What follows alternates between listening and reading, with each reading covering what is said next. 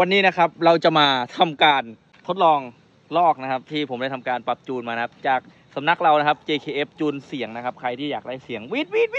ดนะครับแบบว่าเบียวอ่ะไอ้เฮียเด็กเบียวอ่ะตอนนี้ผมเซตเอาไว้อยู่ทั้งหมด3เสียงหลักๆนะครับผมทุกไม้จะเปลี่ยนวนไปมาฟังเสียงกันครับทุกท่านให้ฟัง1 2เสียวคุย1 2ยิซ่าเสียงสุดท้ายนะครับเทียนโว้ยเยียน